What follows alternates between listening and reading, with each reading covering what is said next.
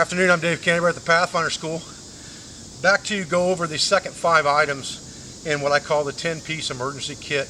We went over these items in another video with the top 5 that I consider the most important items. To that, I add 5 items that further will help you affect your survivability. And I believe that they're multi-purpose enough that with those 10 pieces, you can effectively survive any 3-day type scenario or 72-hour search and rescue scenario if you have rudimentary skills, knowledge, resources, and the ability to control your body's core temperature. And it's important to remember the triangle of survivability. You have to have knowledge, you have to have the ability to control your body's core temperature, and you have to have resources. Without one of those 3 items, you're not going to make it through any scenario. So you have to remember the 3 areas of that triangle that are important. This will help give you resources. You're expected to have the knowledge in your head, and you can control your body's core temperature if you have resources as well as knowledge to utilize the resources that you have, or you have some items in your kit that will help you affect that. So adding 5 items to our kit to make the 10-piece kit complete, what we've got is the first item would be a cotton bandana.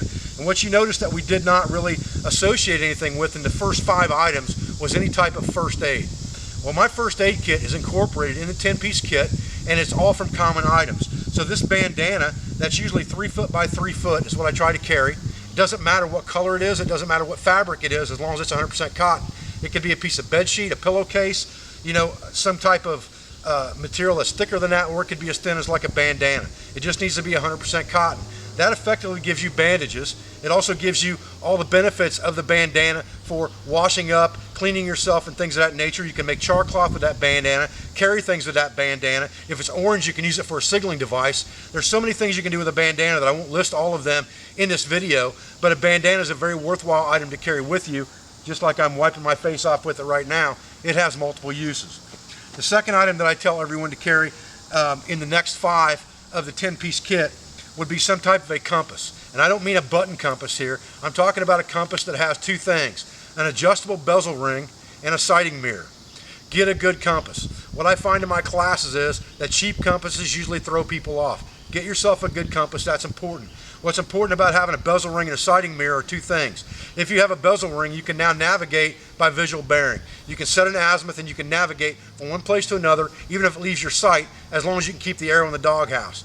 The second option of having a mirror on this compass makes it multi-purpose. Now I can use it for a signaling device, and I can also use it for a first aid device, because I can look at myself. If I get a cut or scratch on my face, if I have something somewhere that I can't see, I can use that mirror to look at it, check myself for ticks and things like that. Plus, it's the mirror for sighting my compass. So that makes my compass a very multi-purpose item and makes it well worth carrying. If you attach some pacing beads to that compass, then you've made it more useful in any situation. The next thing that I tell people they should carry in their kit would be some type of a headlamp.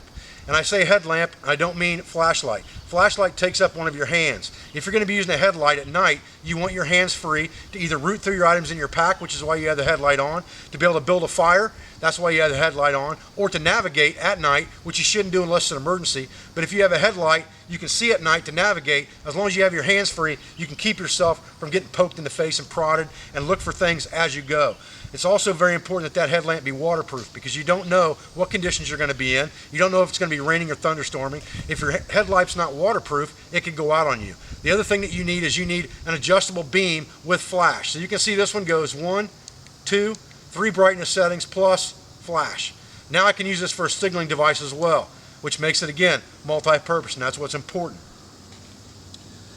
The next item that I tell people to add to their kit is what I call a cloth sail needle or a canvas needle. And what that is a needle that's specifically made or designed to be used for repairing tent or fabric or sailcloth with. It has a wedge on the front of it that can be used as an awl. It can also be used to pick splinters out, so it's another first aid item that you have. You can also use this if you magnetize it ahead of time, like on a 6-volt battery or with a good solid magnet. You can use this for an improvised compass to repair your gear, and in an extreme emergency, you can even sew up your skin with this needle or repair the clothing that you have on your body. So all of those things make this needle a very effective thing to carry, a very multi-purpose thing to carry, and it takes up virtually no room. What I do with mine is I just strap it to the back of my knife sheath so it's there all the time, with the last item that I recommend people carry in their kit, which is a roll of cargo or duct tape. 100-mile-an-hour tape can make anything, it can repair anything, it can do just about anything. If you know anything about duct tape, if there's something that cordage and duct tape can't fix, it's probably not broken. So duct tape becomes a very handy item. You can make cordage out of duct tape if you want to do reverse wrap 2-ply cordage. I've shown that on another video in the past. You can make boats out of duct tape if you absolutely have to. You can make shoes out of duct tape, cups out of duct tape, bowls out of duct tape. Anything that you have to repair, if you get a hole in your tarp or anything like that, you can repair it with duct tape to make it waterproof again. You can make water collection containers with duct tape if you need to. So duct tape becomes a very important item, as well as a first aid item, and that's important. Now you have another item of first aid you can add to your kit for a quick bandage or something to hold on a sling with, or something to hold on a splint with if you have a problem like that for mechanical injury in the woods. With those 5 additional items and the 5 items that we talked about in the original video, which is a cutting tool, a combustion device, a covering device, a container, and cordage, if you have those 10 C's with you, you can survive most 72-hour scenarios as long as you have the resources to go along with that and the knowledge to use them to help control your body's core temperature. With all that being said, I'm Dave Canterbury, co-host of Dual Survival on the Discovery Channel and owner of thepathfinderschool.LLC.com. I thank you for your views, I thank you for your support, and I thank you for joining me for another video, and we'll be back real soon.